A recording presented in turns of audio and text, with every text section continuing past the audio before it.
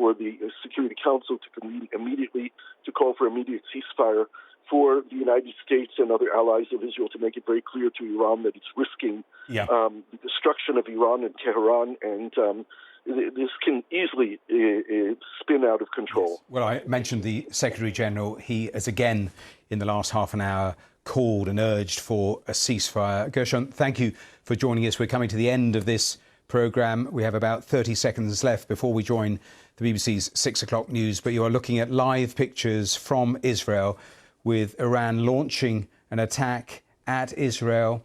Those are the pictures from Tel Aviv. There are reports from AFP, the news agency, saying more explosions rock Jerusalem.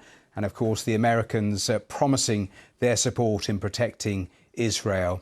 As I say, the 6 o'clock news is due in a moment or two with all the very latest from the Middle East. Thanks for watching.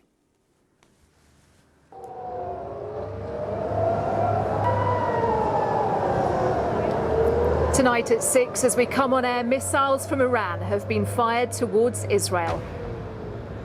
Tonight's escalation comes in response to Israel's overnight invasion of southern Lebanon. The Israeli military says its ground operation against Hezbollah is limited, localized and targeted. Israeli airstrikes continue to hit Beirut, including in the last few minutes. The Lebanese Prime Minister says his country is facing one of its most dangerous moments. Well, tonight we'll be bringing you all the latest on this breaking news story.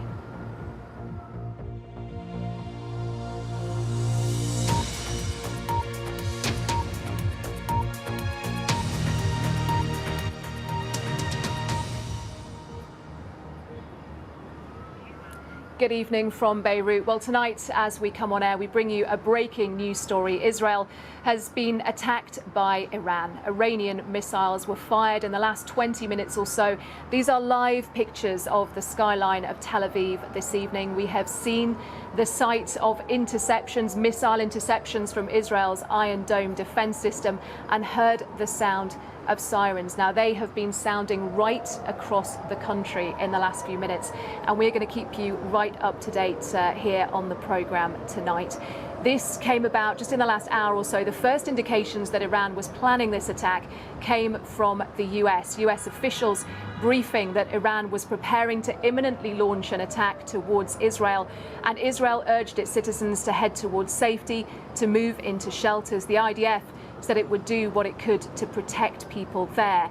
Now, the difference between this attack that we're seeing now and the one which Israel was subjected to by Iran back in April is the type of missiles that are being fired and the length of time that it is taking them to actually reach Israel. You remember back in April, it took several hours because drones and cruise missiles were fired first, and that gave Allied forces, the US and the UK, the chance to actually get their planes in the sky and shoot some of those missiles down. Tonight, it happened much more quickly, and we've seen those dramatic pictures of Iron Dome interceptions and people rushing for cover in the main population centres in Tel Aviv and Jerusalem. Well, let's head straight to Washington, D.C. tonight, and our correspondent, Tom Bateman. Tom, the US warned of this in the last hour or so, and it was launched very, very quickly after that. That's right, Anna. I mean, to give you an idea of the sense of urgency in this building, we had been expecting a briefing from officials in the next few minutes. That has now been delayed. The Secretary of State, Antony Blinken, who was due to give some comments at a different event, has now pulled down those comments. That has all been cancelled, as I think it's pretty clear here officials are simply watching and assessing the scale of this Iranian attack, aerial attack, on Israel. Now, as you say, the first indications we got that this was coming were merely hours ago when the White House began to issue lines suggesting that an Iranian missile attack, including ballistic missiles, was imminent, they said. Now, my sense from officials here was that they believed it was coming within hours. And now here we are with those very vivid images of an Iranian strike onto Israel. where do we go from here in terms of the US? Well, they have said that they were postured and poised and ready to defend Israel. Remember that attack back in April involved 300 missiles and drones, and we had American destroyers at sea firing aerial defences.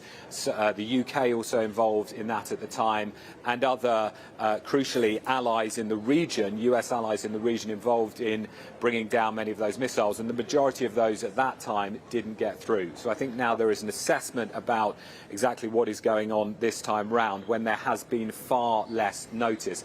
And one other key point, Anna, the White House in its statement earlier said that there would be severe consequences, in its words, for the Iranians for a direct military attack against the Israelis. Well, that is now happening. And my sense from this building is that the Americans have been signalling, messaging to the Iranians that this time around they won't expend the same kind of effort in trying to rein in any Israeli retaliation to what we're seeing now.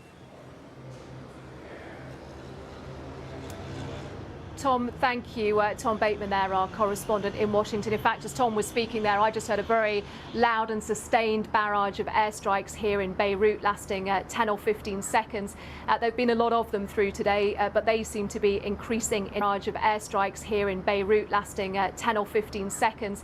There have been a lot of them through today, but they seem to be increasing in intensity as well. Let's head to Jerusalem. Our correspondent John Donnison is there. John, I hope you're safe. What's happened there in the last hour? Well, about 35 minutes ago, the sirens went off all over Israel. We got an alert through on our phone. We ran to the safe room in the BBC bureau here. And as that was happening, we heard the sound of loud explosions overhead, which sounded like missiles being shot down. We've only just been able to come back outside once those sirens stopped. Now, Israeli television is reporting that 140 missiles were launched from Iran and that most of them were shot down. We don't have any word of any casualties at the moment or any damage. I should tell you separately, we've got confirmation from Israeli police this evening that in Jaffa, which is near Tel Aviv, Israel's biggest city, there has been a shooting attack with a number of casualties, and this happened near a light railway line, and images on Israeli television there showed two men, one of them armed with an assault rifle. John, thank you for bringing us up to date. John Donnison there, our correspondent in Jerusalem. I want to take you now to northern Israel, to the area very close to the Lebanese border. Our Middle East correspondent Lucy Williamson is there. Lucy, what have you seen and heard? Well, just a few minutes ago, we heard a series of loud, what sounded like loud interceptions overhead, and that came after sirens sounded up here, right up here in the north by the border with Lebanon, as well as across the country. Just a few minutes ago, the Israeli army put out a message saying Iran's attack is continuing. That hasn't yet been updated. And as you heard John say there, we're being told that perhaps more than 100 missiles have been fired from Iran, perhaps as many as 140. Of course, Israel's army is massed at this border. It's less than 24 hours, or about 24 hours, since those ground troops were sent into Lebanon, presumably the trigger for this reaction by Iran. Lucy, thank you. Even as you're speaking there, I'm just reading that the Iran's Revolutionary Guards Corps say that those missile launches are in retaliation for the killing of Hassan Nasrallah, the leader of Hezbollah, but also Ismail Haniyeh, who was killed in Tehran, of course, a couple of months ago, the political leader of Hamas as well. Lucy, is this something that Israel were expecting, were bracing for? Yeah, we've heard both the army spokesman today talk about this threat, but also Benjamin Netanyahu, the Prime Minister, saying the country needs to stand firm. The country is fighting Iran's axis of evil, and all along, he's linked the Hezbollah, Israel's fight with Hezbollah across this border to the wider battle it has with Iran. So it has been very much something that's been part of the conversation here. I think what's really striking today is just noticing how how little resistance there has been on the ground from Hezbollah to Israeli forces across this border. The response instead appears to come from Hezbollah's powerful backer, Iran, and that is going to send this region into a whole other place, a whole other dimension.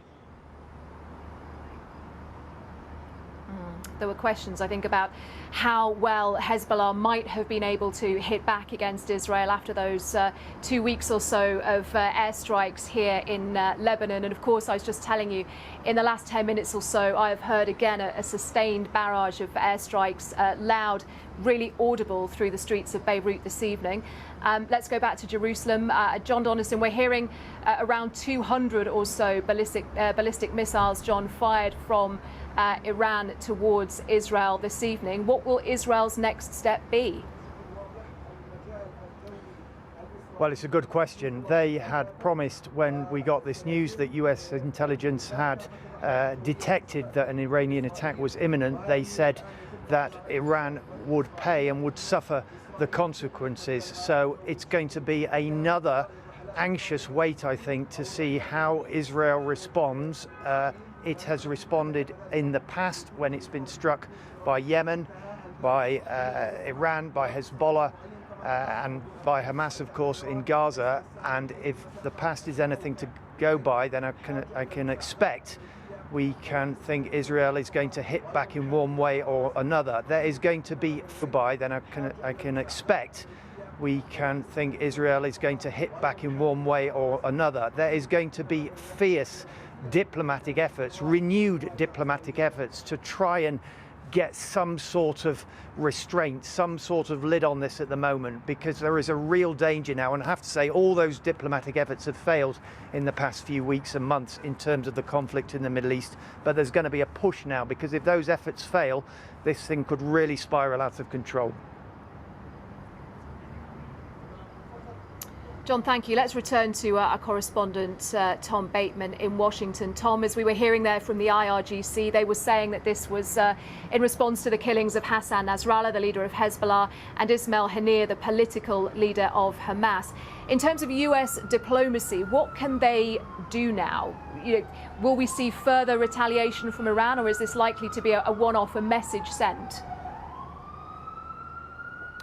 Well, I think a couple of things to say. First of all, let's compare where we are now to the last time there was a direct Iranian attack against Israel, which was back in April. Now, back then, it was telegraphed for days, both by the Iranians and US intelligence, who the Americans went public with that. And there was a sense that this was coming. A lot of preparations were made. And so I think the defensive activity was, from the US perspective, extremely successful in destroying the vast majority of those incoming missiles. This time, we went from yesterday, where there were no signs that something like this was imminent, to within hours, warnings from the White House that this was coming, and now it has arrived. So I think, first of all, there's a question about how effective the missile defense will have been, both the Israelis and its allies, and particularly, of course, the United States, which is there in the region. It has an aircraft carrier strike group in the Middle East. It has destroyers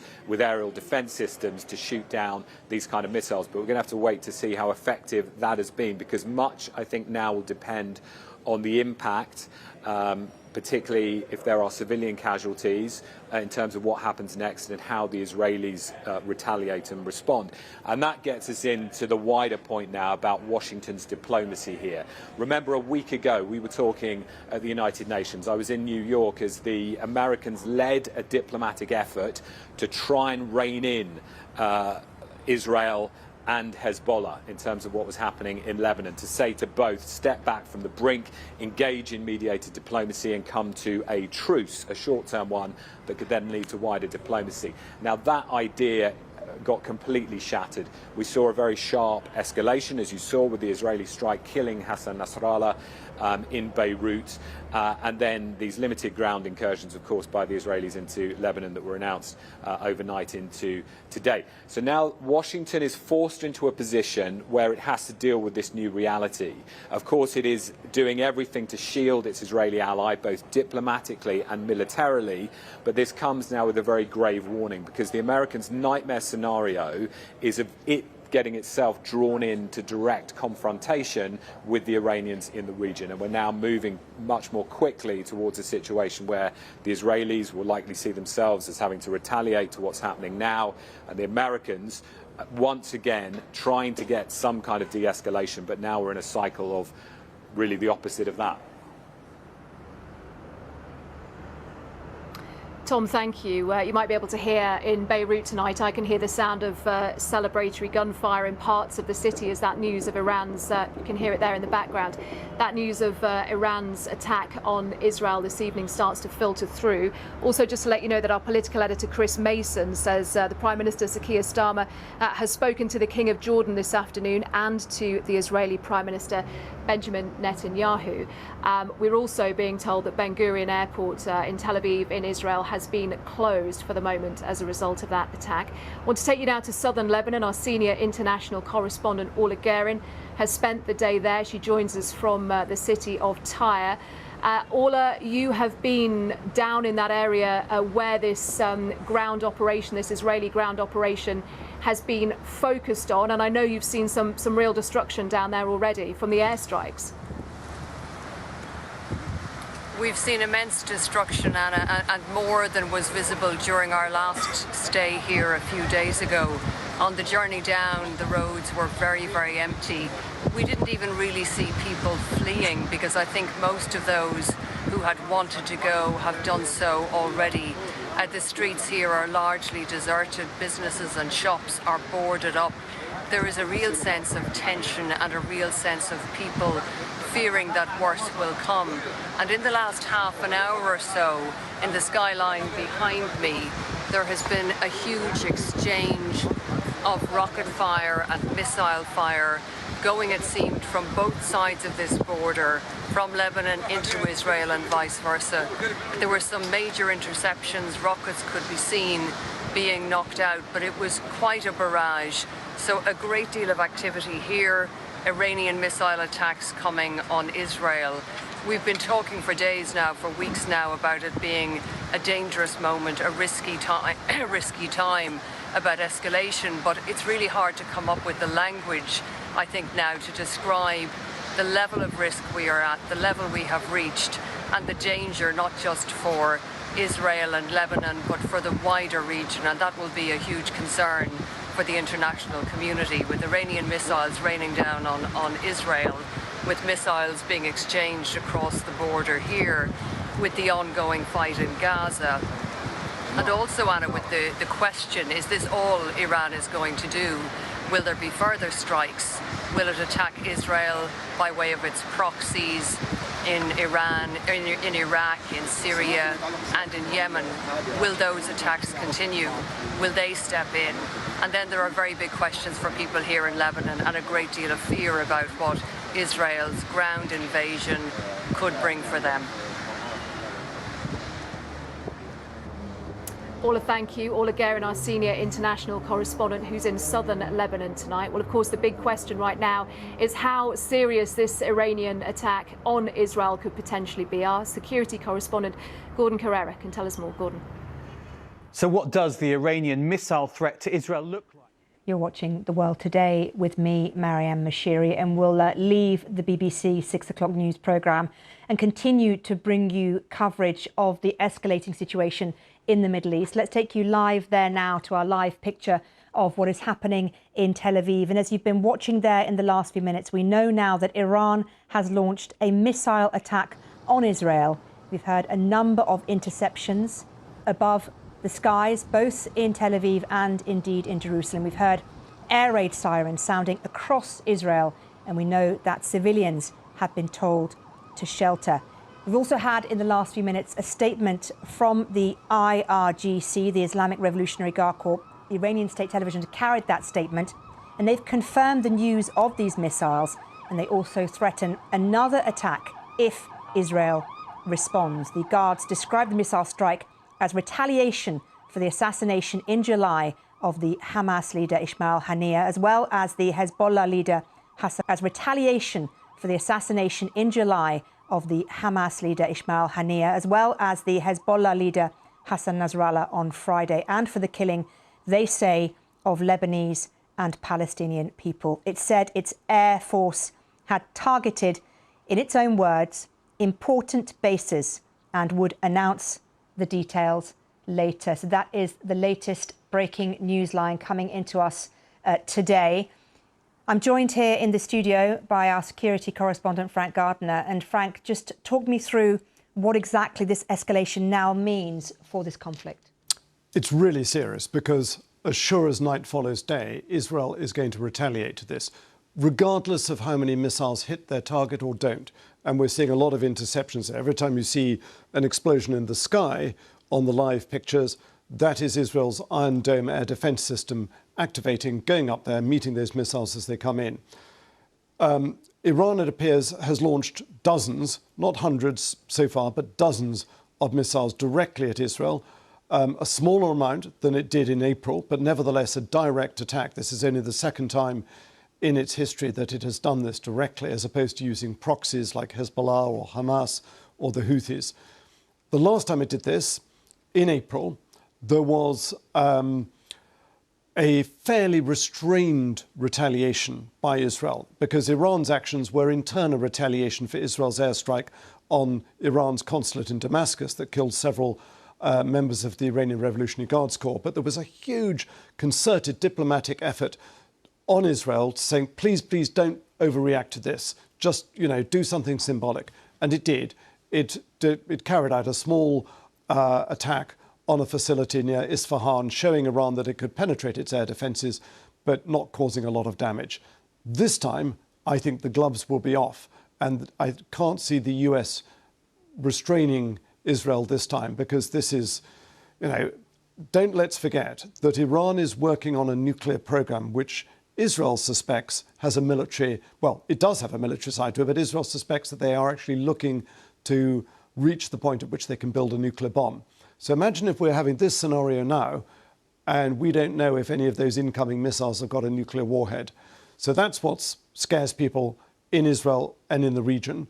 But if this now develops into a huge big tit for tat with each side stepping up its reaction, there is a real risk here that this could spill over into for example, onto the Arab side of the Gulf, where you've got a lot of petrochemical facilities, a lot of US bases, a lot of desalination plants. There's all sorts of things that this could catastrophize. The impression I'm getting is that from the Iranian side, they feel they had to do something because the hawks will be saying, we can't simply sit back and watch as Israel systematically dismantles our closest ally in the region, Hezbollah in Lebanon. We've got to do something. And the pragmatists, if there are any, will have been saying, yeah, sure, but if we hit Israel, they're going to hit us back twice as hard. And I guarantee that's what's going to happen. So this is, if not, we don't yet know what the bomb damage assessment is here, but believe me, there will be retribution coming the other way. Frank, stay with us for a moment. I want to show audiences watching this earlier pictures, which, as we can see here, show the Israeli Iron Dome system intercepting Iranian rockets, which were seen in the skies above the city of Tel Aviv. They're quite incredible pictures. And as we watch those pictures from earlier, let me bring viewers a statement from the Iran mission to the UN, which has come to us via X. And it says this: Iran's legal, rational and legitimate response to the terrorist acts of the Zionist regime, which involve targeting Iranian nationals and interests and infringing upon the national sovereignty of the Islamic Republic of Iran, has been duly carried out. Should the Zionist regime dare to respond or commit further acts of malevolence, a subsequent and crushing response will ensue. Regional states and the Zionist supporters are advised to part ways with the regime. The language there, Frank, kind of saying, look, well, we've done this in retaliation. What's your next move? So what they're referring to there is not just the assassination of Hassan Nasrallah last Friday, but the assassination of Ismail Haniyeh on July the 31st, which was done in Tehran, in the heart of the Iranian capital, in a guest house at the inauguration of Iran's new president. And Iran still felt it owed one for that. But then, of course, has followed the assassination of Fouad Shukr, who was the military commander in Hezbollah, the number 2, in Beirut in July, I think it was July the 20th. sorry, that was just before that. So there's a whole sequence of events which have really caused the hawks in Tehran's security establishment to say we need to act decisively. Otherwise, they risk their entire galaxy of supporters and proxy militias and allies. In other words, the Houthis in Yemen, Hamas in Gaza, all these allied militias in Syria and Iraq, all saying, well, Iran's just weak. It's not much of a leader. You know, when we needed them, they weren't there for us. So this is partly symbolic, but it's gone further than that. Now, just to sort of break down what sort of missiles were involved here, I don't yet know exactly what these are, but there is a difference between the attack in April, which was a combination of slow-moving drones, which were all shot down by RAF and US and I think Jordanian aircraft as well, as they made their way slowly across the Middle East. There was also ballistic missiles and there were cruise missiles. So cruise missiles, they are terrain following and they can swerve at the last minute. Ballistic missiles go right up into the atmosphere and then come down very fast, often altering their trajectory as they come down, their trajectory, to try and avoid being shot down. But here you're seeing Israel's Iron Dome air defense system, pretty effective, hitting them as they come down. But nevertheless, this was a direct attack. And remember that Israel has never taken responsibility for the assassination of Ismail Haniyeh in Tehran on July the 31st. Everyone knows, of course, it would have been the work of Mossad, but they've never actually made it an avowed attack. But this is a really dangerous moment now because this could spread to other parts. This could, you know, I think it's unlikely that this is just going to be, I mean, Iran is clearly saying, we're going to do this and let's leave it at that. Can you really? That's the feeling you get from that statement, right? But that's. But, you know, and they're saying we will only retaliate further if Israel is stupid enough to retaliate against us.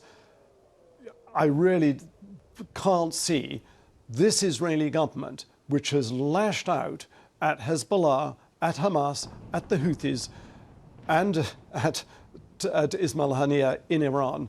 I can't see them saying, yeah, maybe, you know what, okay, you know, it wasn't that big an attack, we'll leave it at that. Quite the opposite. They will be right now drawing, in fact, they will have the plans for retaliation already. So this is a worrying time for everybody in the region. I would envisage that the attacks on Hezbollah in Lebanon will continue. I don't see Israel's so-called Operation Northern Arrow. Envisage that the attacks on Hezbollah in Lebanon will continue. I don't see Israel's so-called Operation Northern Arrows ending just like that, because the threat of Hezbollah's missiles is very much alive in southern Lebanon. And there is now the possibility that Hezbollah may be tempted to launch some of those long-range missiles also at Israel, so that it could be coming under attack from two directions, possibly even three if the Houthis join in from Yemen. So it's a threatening time, this, for Israel and for Israeli citizens. But if I was in a command bunker right now in Iran, I'd want to be a very long way below ground. Let's just bring viewers, if we can, momentarily, a posting on X, formerly known as Twitter, by the IDF. And this was a posting from a little bit earlier, and it said this: all Israeli civilians are in bomb shelters as rockets from Iran are fired at Israel. Take a look at this. It was posted by the IDF. And if we can take a look at the map, it shows very clearly in this posting, if we can bring that up, where rocket alerts are. And you can see the spread across Israel of those rocket alerts. The IDF has been addressing citizens via social media apps, including Telegram, where they have said, as of the last few minutes, the explosions you are hearing from interceptions or fallen projectiles. Israel, of course, making use, as Frank was saying there, of its air defence system. But the IDF has also reminded citizens that it's not hermetic, and so they are urging people into their safe zones. That is what we've been seeing. Let's take you back now again to show you pictures from a little bit earlier on. That they're not pictures of Beirut, they're pictures of Tel Aviv, and they show us the missiles that were fired from Iran over the skies of Tel Aviv and being intercepted by the Israeli Iron Dome system. And we know that we've been hearing now that there have been interceptions heard and seen not only above Tel Aviv, but also above Jerusalem as well, air sirens as well. So that is, now we are back onto the live shots of the Tel Aviv skyline. And I think we can cross to northern Israel now and cross live to our Europe correspondent, Nick Beek, who is there. And Nick, I saw you've written for our BBC Live page describing how you saw a distinctive orange glow of those missiles passing overhead not half an hour ago. That's right, Maryam. It's exactly as you described. From our vantage point here, we could see not one, not two, but many missiles passing overhead, and that distinctive orange glow gave them away. It seemed that they were on their way further into Israel towards the centre of the country. At the same time as they were making their way overhead, the alarm sounded, and like everyone, we had to take shelter. There were families, lots of people who've been displaced for many months now and have moved further away from what is the Lebanese border just behind me. So people were taking shelter there, and at the same time we were hearing explosions, and it seems that that was either outgoing fire from the Israelis, but certainly according to some experts we were talking to, they believe that was the interception of some of these missiles that had been fired towards Israel. So we could both see it and we could certainly hear it as well. And it must be terrifying for those people who are experiencing that right now. Well, I think it's the uncertainty, the fact that people knew, according to intelligence reports from the US and elsewhere, that there was this attack on the way. And if I could just describe the scene to you that I've just emerged from a few minutes ago down in the shelter, you've got all the adults who are glued to their phones, looking at the apps that people download here, trying to work out where the latest threat was, where rockets may be fired, where missiles may be landing or being intercepted. At the same time, the children playing, doing what children do, making a noise, completely oblivious to what is a significant moment, clearly, in this ongoing Middle Eastern crisis. And as I say, quite a few people here, they lived even closer to the Lebanese border. But for the past, well, since November, one woman was telling us, they've been away from their homes because of the ongoing threat. Not just the threat, the fact that rockets have been fired daily by Hezbollah. And of course, from the Israelis' point of view, the IDF position, they say they launched this action last night so that people living around here, living further behind me, can eventually go back to their homes. Yes, but I don't know more than what you're telling me. Nick, thank you very much indeed for that. Nick Beek there in northern Israel, talking us through exactly what he saw there. And just to bring you a few more lines that we're getting in the last few minutes, we're hearing now that President Joe Biden has directed the US military to aid Israel's defense against Iranian attacks and shoot down missiles targeting Israel. That's according to the White House National Security Council. President Biden and US Vice President Kamala Harris are apparently monitoring the attack from the White House Situation Room and receiving regular updates. That's according to spokesperson for National Security, Sean Savette, and that's a posting on X. Well, let's cross live now to our correspondent, our Middle East correspondent, John Donnison, who is in Jerusalem for us now. And John, just bring us up to date with what's been happening over the skies of Jerusalem this evening.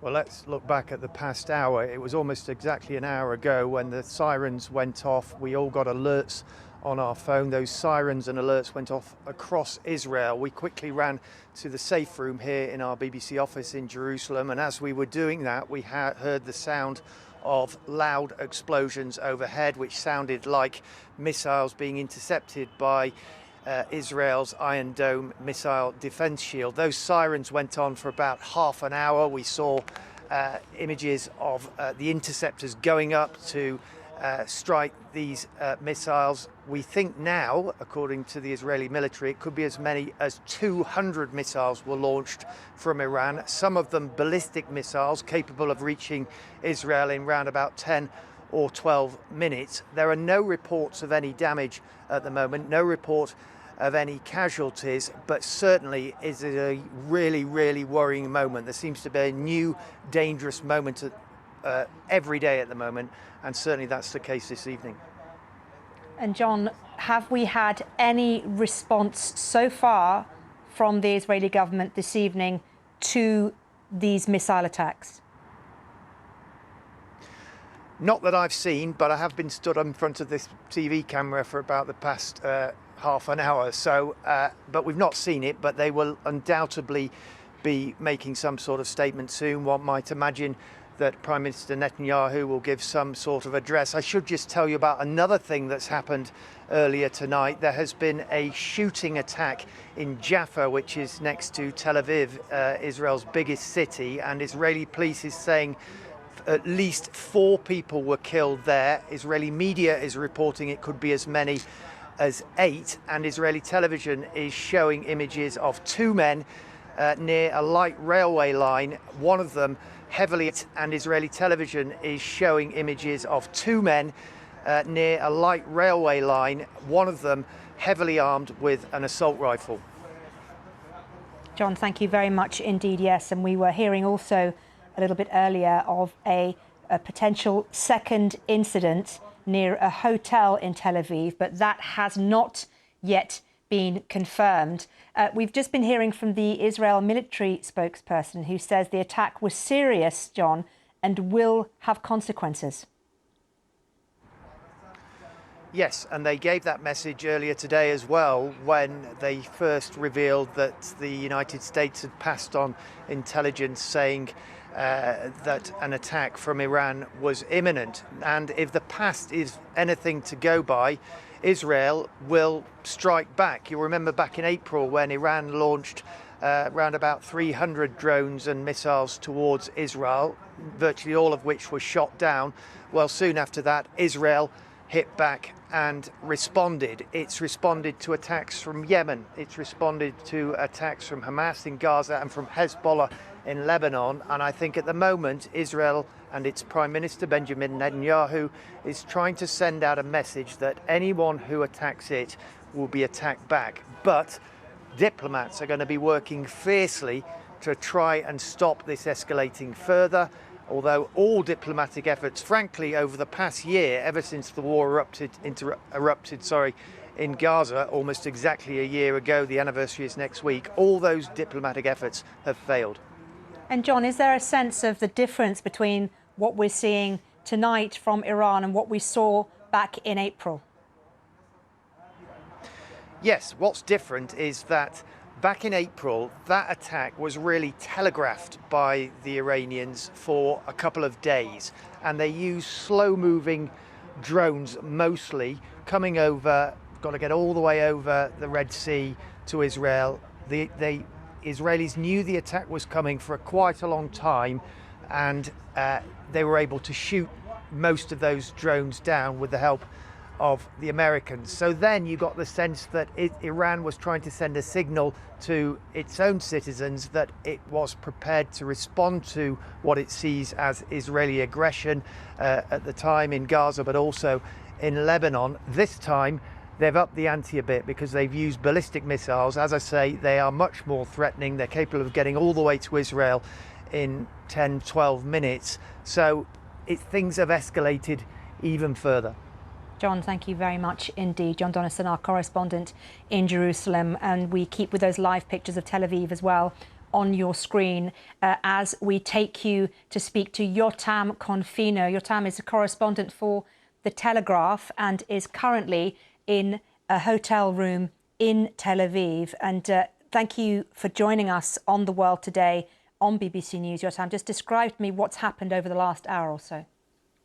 So extremely chaotic. I'm actually not in Tel Aviv, but I'm in a city called Herzliya, just north of Tel Aviv. But for the past hour or so, I've been running in back and forth from my room to my bomb shelter in the building. And for the first time since I can remember, rocket sirens went off in all of Israel at the same time, which is obviously very unusual. And we were told to stay in the bomb shelter for about half an hour or so, which is also very unusual. But of course, when Iran fires 150 ballistic missiles, it is the biggest attack on Israel since ever, probably, at least the most serious caliber of weapons fired at Israel. And I've just spoken to a senior Israeli official who told me that Iran just declared war on Israel. I think that's a fair assumption. And this is probably going to escalate much further because Israel will 100% fire back and attack Iran, possibly, in my opinion, probably go after the nuclear program. So let's just, as we speak to you, Yotam, bring the audience watching this at home the pictures of those Iranian missiles. We'll replay these pictures. These are over Jerusalem, so they're not around where you were, but I think there was a similar story above both the area around Tel Aviv and indeed Jerusalem. And it does show, doesn't it, Yotam, that the Israeli defense system is very, very secure in terms of protecting Israelis from these types of ballistic missiles. It is, and it's, I would say, only the second time that it's really been put to a test. The first time it was put to a serious test was in April, also when Iran fired ballistic missiles, cruise missiles, and drones at Israel, more than 320. This time around, they fired 150 ballistic missiles only. And it looks like most of them were shot down. I'm yet to hear of any serious casualties, any deaths. It could be, of course. But it shows that Israel's air defense system is extremely tight.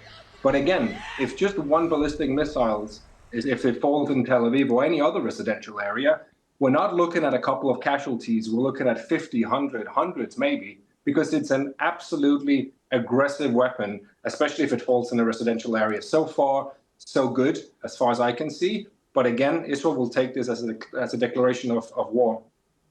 And we're hearing just in the last few minutes that there's been celebratory gunfire, Yotam, heard in South Beirut after this Iranian attack on Israel. So people in Beirut, some people in Beirut celebrating this tonight.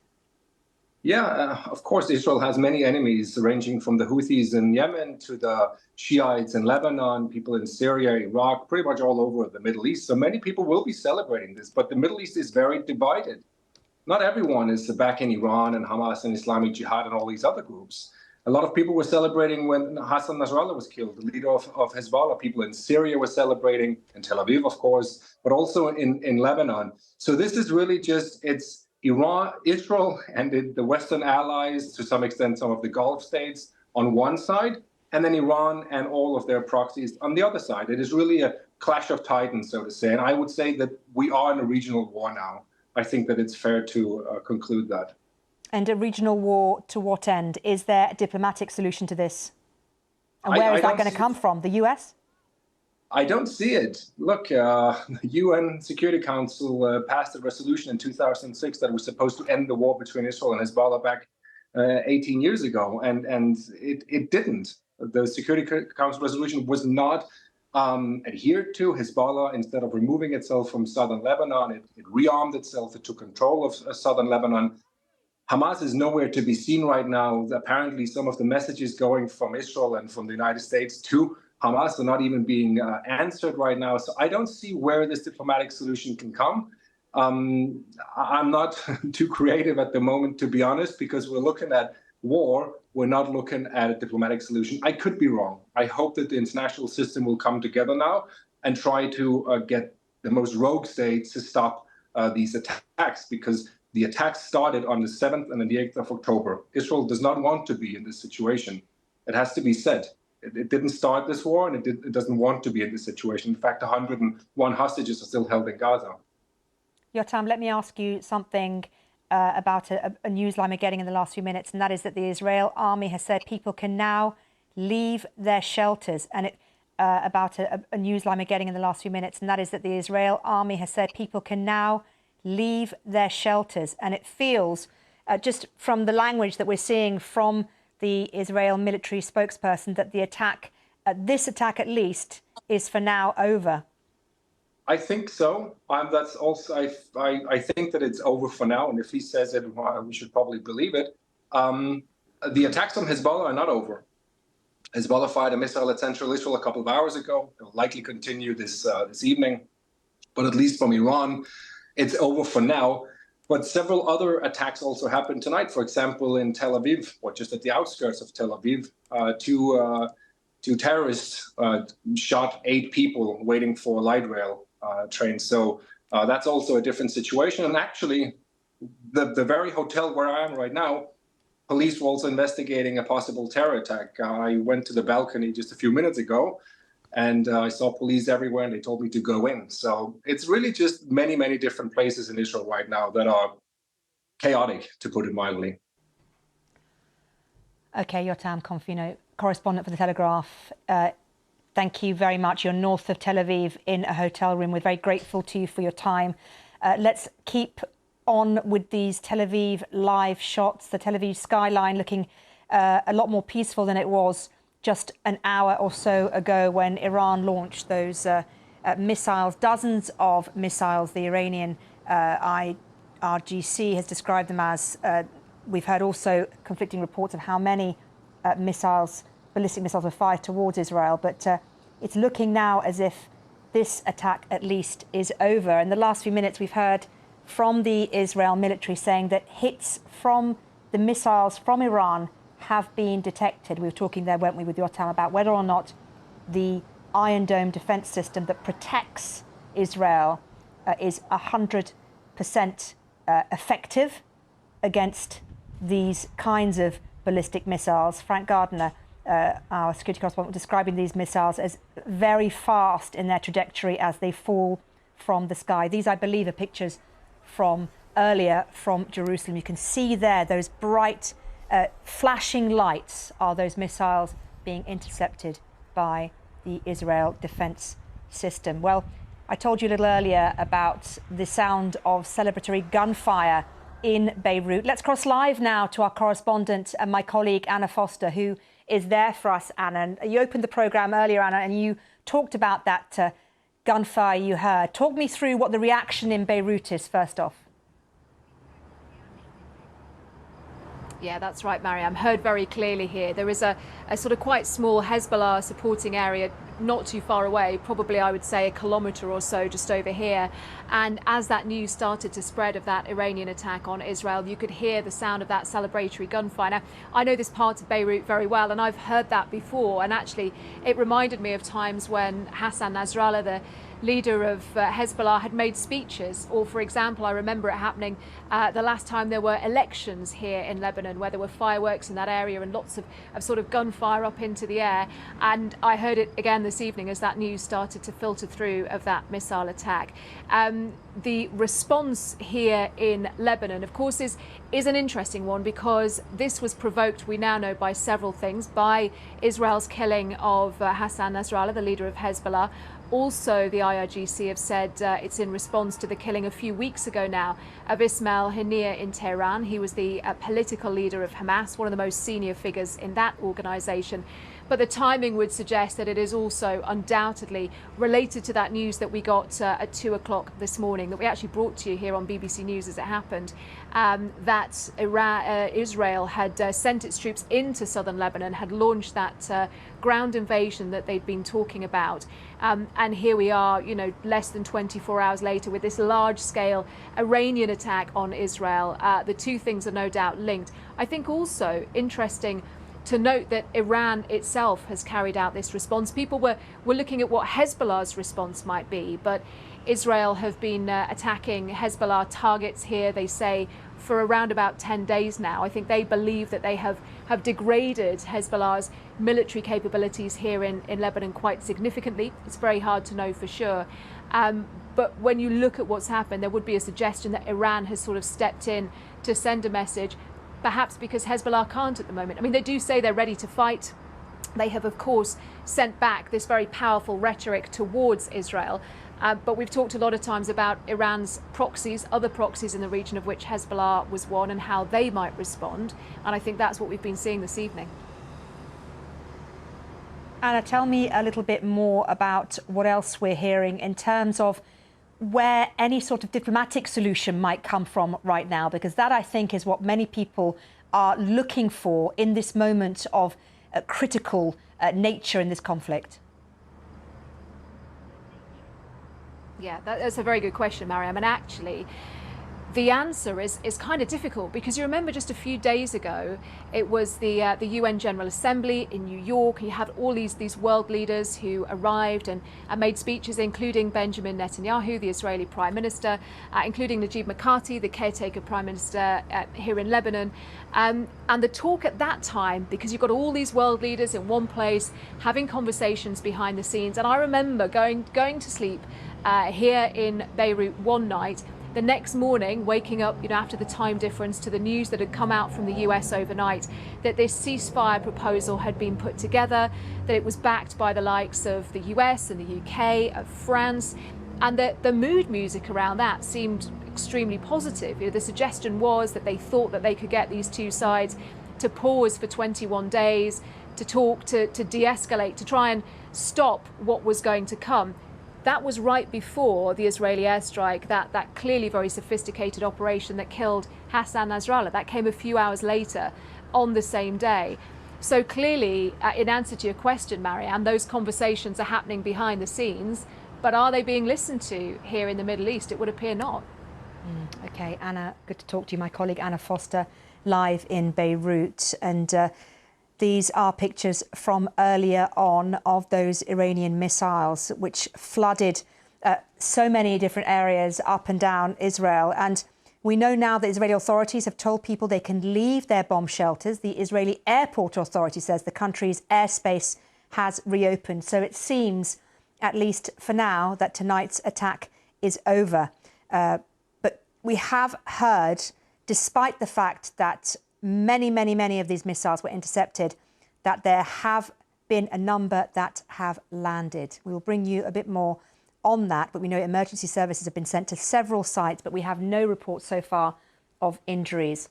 Well, in terms of the US, we know that President Joe Biden has ordered the US military to aid Israel's defence and shoot down Iranian missiles targeting Israel. Let's cross live now and speak to our State Department correspondent, Tom Bateman, on that. And Tom, what more are you hearing? Well, we know that President Biden and the Vice President Kamala Harris were in the White House Situation Room as these events unfolded. They were being briefed by their national security team, they said. And at the White House Situation Room, as these events unfolded, they were being briefed by their national security team, they said.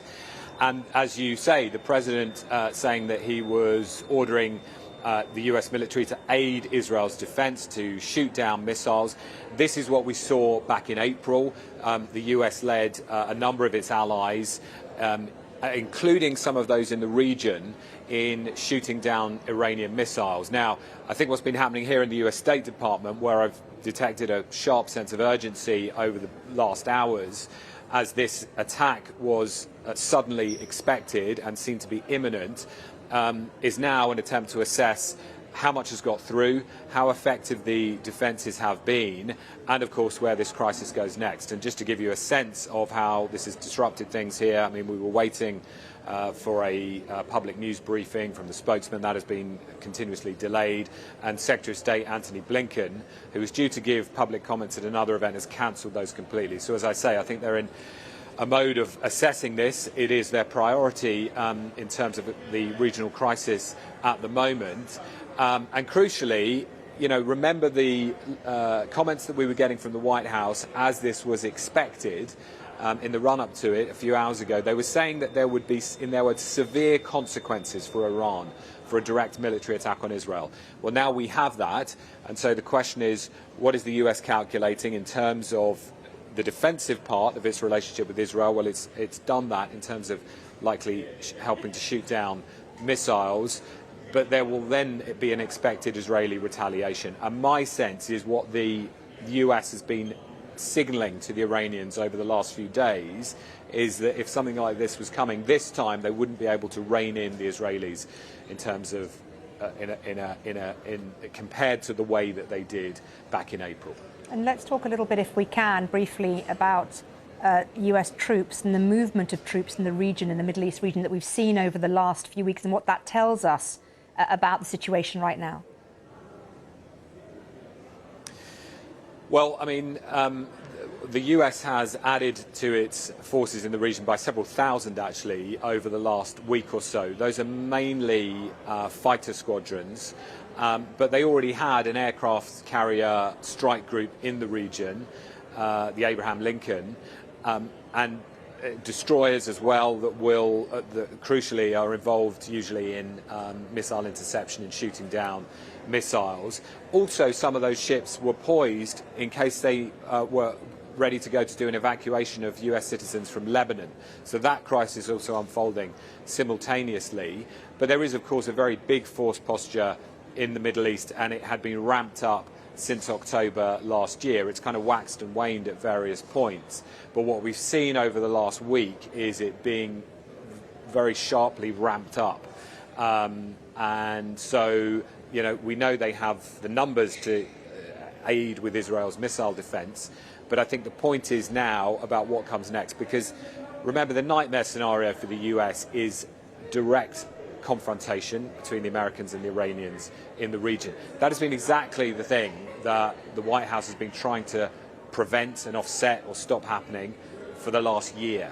And that reached its crescendo at the United Nations last week, where the Americans led this diplomatic effort to try and get restraint from both Israel and Hezbollah when it came to the crisis over Lebanon. They got together a coalition of countries to call for a 21-day truce, to call for mediated talks, and as Secretary of State Blinken put it, the path of diplomacy between Israel and Hezbollah on that issue. And now we have the path of conflict and war and escalation instead. And that's happened within a very short space of time.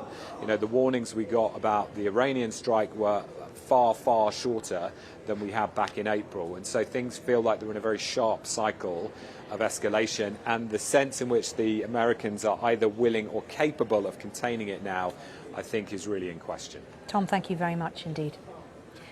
Well, let's get some reaction now from Israel. Let's cross live and speak to Yossi Kuperwasser, former Director General of the Israel Ministry of Strategic Affairs and former head of the Research Division of IDF Military Intelligence. And he joins us now from Tel Aviv. And we thank you for taking the time to speak to us here on the BBC. And let me ask you, first of all, for your reaction to tonight's events.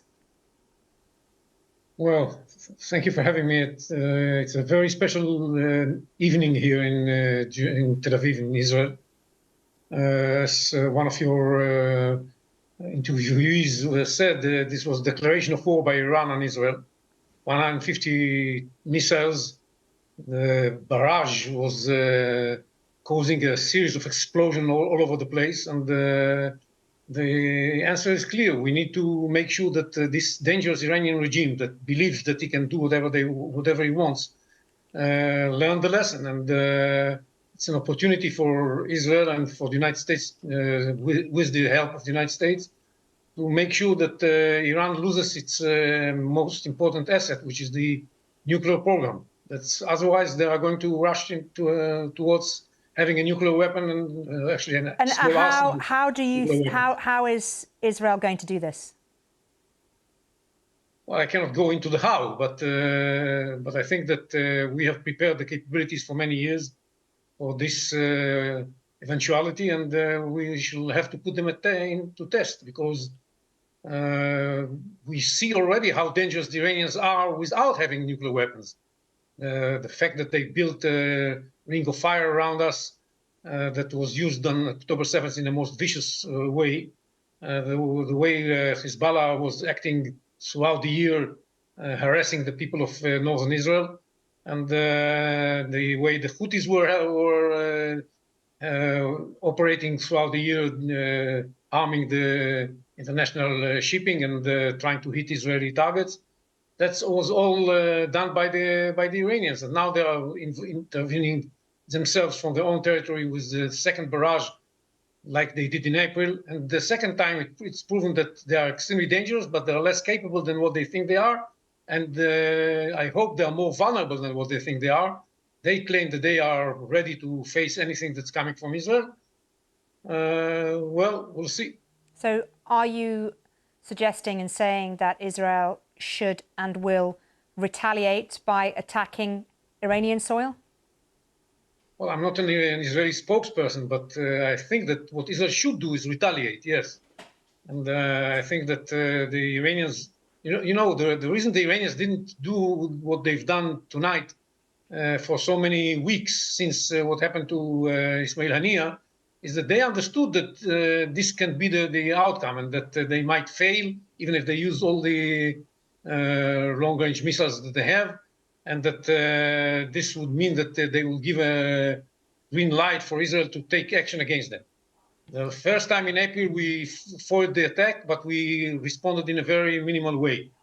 Now we cannot do again something minimal. We should do something significant and make sure that the Iranians understand that there is a price to what they're doing. And I sincerely hope that this will somehow signal to the people of Iran that it's time that there is a price to what they're doing. And I sincerely hope that this will somehow signal to the people of Iran that it's time for them to get rid of that terrible regime that they have. Many of them are suffering under this regime, and I hope that they will do something and change the regime in Iran, because that is you were speaking with your interviewees several times about what is the political, diplomatic exit from this or solution to this problem. The real solution is removing the Iranian regime from its place. That's the only one thing that can work and bring about a change in the situation in the Middle East for the benefit of everybody in the Middle East. And is that going to be an appetite in Washington for that? I'm not sure about that, but I hope the Iranian people will have the appetite for that. It's up to them. It's not that Washington has to decide about that. Neither is it our job to decide about that. It's the Iranian people. And I sincerely hope, most of the celebrations after Hassan Nasrallah was killed were carried out by Iranian people living outside of Iran. And even in Iran, so many people who had the hashtag Bravo Bibi and this kind of things. The Iranians, even in Iran, know that they are under a terrible regime that executes so many people of their own. And we all remember Mahsa Amini and everything that happened to the Iranian people under this regime. It's an opportunity for them to voice their opinion and bring about a change. Okay. Yossi Kupavasa, former Director General of the Israel Ministry of Strategic Affairs. It's good to talk to you. Thank you very much. Thank you.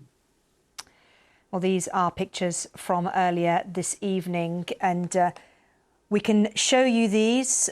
They show the skyline above the city of Jerusalem.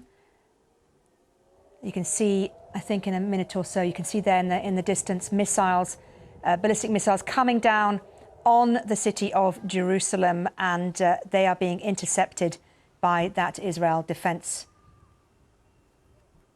system, the Iron Dome. And just to bring you the latest headlines, if you're just joining us here on The World Today on BBC News, and that is that Iran has launched a missile attack on Israel.